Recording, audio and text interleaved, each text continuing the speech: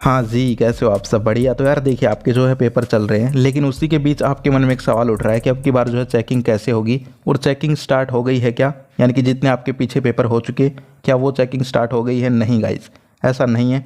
Checking कब start होगी और कैसी चेकिंग होगी, वो आज की वीडियो में आपको अच्छे से बताते हैं। तो चलिए वीडियो को स्टार्ट करते हैं।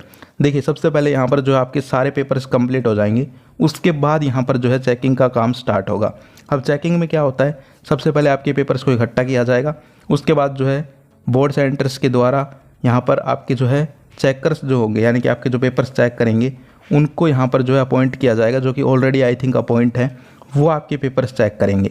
अब बोर्ड क्या करता है, कुछ गाइडलाइंस जारी करता है। ऐसे नहीं है कि ले भाई टीचर का नाम लिया, आजा भाई चेक कर दे, जैसे कुछ भी नाम ले दे, कौशिक सर आज ये चेक कर दीजिए पेपर। नहीं, सभी टीचर्स को जो है गाइडलाइंस दी जाती हैं कि भाई आपको जो है ऐसे ऐसे चेकिंग करनी है, ये पॉइंट्स हैं इस साल के।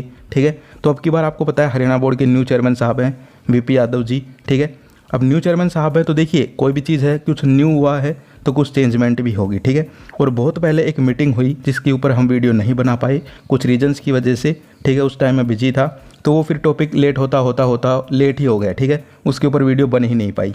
लेकिन कल मैं देख रहा था, मेरे जो स्क्रीनशॉट पड़े रहते हैं फ़ोन में, तो मेरे सामने वो वीडियो आई, सॉरी मतलब वो स्क्रीनशॉट आया। तो मैंने देखा यार ये एक मीटिंग का स्क्रीनशॉट था और इसके ऊपर वीडियो बनानी थी। ठीक है, तो उस मीटिंग में क्या हुआ था, तुम्हारी चेकिंग जो है उसके ऊपर बातचीत हुई थी कि अब की बार जो है हरियाणा बोर्ड के चेयरमैन साहब ने क्लियर कर दिया था कि भाई चेकिंग जो है अच्छे से होनी चाहिए। ठीक है, तुम लोग कहोगे तो एक स्पेसिफिक वीडियो उस मीटिंग के ऊपर निकाल दूंगा, टेंशन लेने की ज़रूरत नहीं है। लेकिन मैं आपको बता देता हूँ, क्योंकि कल ही मैंने पढ़ी है उसके बारे में सारी डिटेल्स।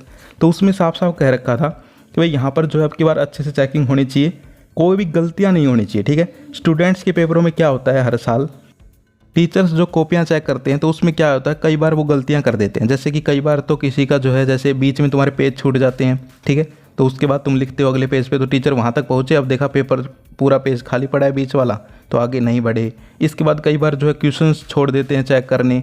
ठीक है, कई बार जो है गलत चेकिंग कर देते हैं। तो इन सब गलतियों के लिए उन्होंने जो है उस मीटिंग में साफ बोल दिया कि भाई ऐसा इस साल नहीं होना चाहिए, अच्छे से मार्किंग करनी है। और आपको पता है भाई वीपी यादव जी कितने स्ट्रिक्ट हैं। ठीक है, अब की बार सारे के सारे काम आप देख ही पा रहे हो, आपके पेपर्स में क्यूआर कोड वगैरह, ठीक है, कैमरे वगैरह, तो स्ट्रिक्टनेस तो है ही, ये तो तुम्हें भी पता है। ठीक है, इसके अलावा एक चीज़ और बोली गई कि भाई यहाँ पर जो है टू द पॉइंट, ठीक है, टू द पॉइंट यहाँ पर जो है चेकिंग होगी। कहने का मतलब क्या है, जो भी स्टूडेंट यहाँ पर लिख के आया है, ठीक है, उसको नंबर मिल जाएंगे। लेकिन जो एक्स्ट्रा लिख के आ गया, कुछ भी लिख के आ गया, ठीक है, नहीं आ रहा समझ में, देखो आराम से समझो। होता क्या है, आपको हम भी कहते हैं कि भाई कुछ भी खाली छोड़ के नहीं आना है, लिख के आना है। लेकिन कई बार स्टूडेंट क्या कर देते हैं, क्वेश्चन कुछ पूछा गया है उससे अलग ही चले जाते हैं, कुछ भी लिखने लग जाते हैं। तो कहा गया है साफ साफ कि भाई ऐसे नंबर नहीं देने हैं। ठीक है, जिसने टॉपिक से रिलेटेड लिखा हो, चाहे फिर वो जो है थोड़ा बहुत अलग लिख दे, कोई बात नहीं है, लेकिन टॉपिक होना चाहिए। जैसे पूछा जाए तुमसे कि भाई हाथ के बारे में लिखो, हमारे हैंड्स के बारे में, ठीक है, और लिखने लग गए तुम पैरों के बारे में, तो बिल्कुल अलग हो गया।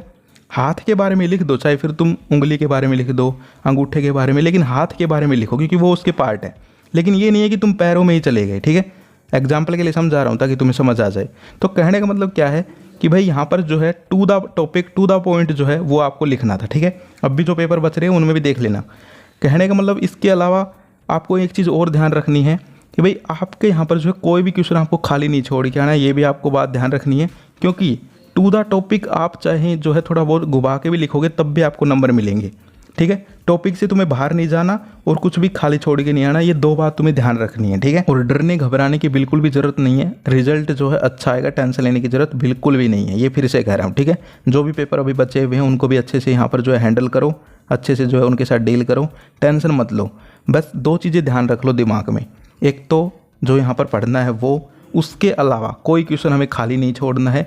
लेकिन खाली छोड़ने का मतलब ये नहीं है कि क्वेश्चन में कुछ पूछा जा रहा है और तुम लिख के बिल्कुल अलग आ रहे हो, बिल्कुल अलग नहीं लिखना। ठीक है, बिल्कुल अलग नहीं लिखना है, उस टॉपिक को ही जो है तुम्हें लिखना है। ठीक है, हाँ, उस टॉपिक में जैसे तुमसे पूछ लिया कुछ भी, ठीक है, जैसे एक एग्जांपल और समझो ताकि तुम्हें समझ आ जाए, ताकि तुम जो है कुछ गलत ना लिखो।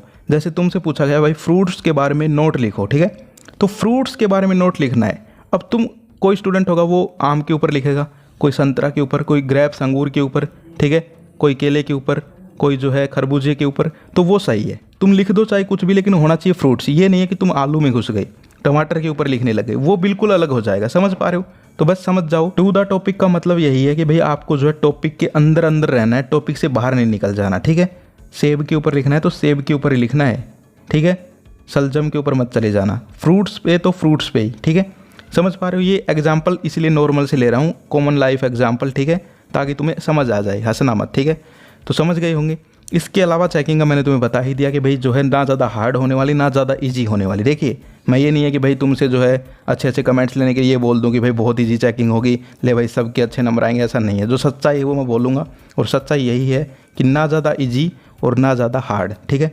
मॉडरेट लेवल की चेकिंग होगी, to the point to the topic checking होगी, ठीक है। कुछ एक सब्जेक्ट्स में लाइक मैथ वगैरह में स्टेप मार्किंग हो सकती है, जो कि बहुत ही अच्छी है, ठीक है। मैंने उसके ऊपर एक वीडियो बना ही रखी है। इसके अलावा अभी जो आपके सारे पेपर हो जाएंगे तो चेकिंग के ऊपर और भी खबरें आएंगी, तो आपको जो है वीडियोज़ मिलती रहेंगी। चैनल पे बने रहिए, चैनल को सब्सक्राइब कर लीजिए, ठीक है। इसके अलावा आपके लिए जो है wish you all the best, सभी जो पेपर बचे हुए हैं उनके लिए, आगे के लिए। तो आज की वीडियो में इतना ही, फिर मिलते हैं किसी नेक्स्ट वीडियो में, तब तक के लिए जय हिंद जय भारत।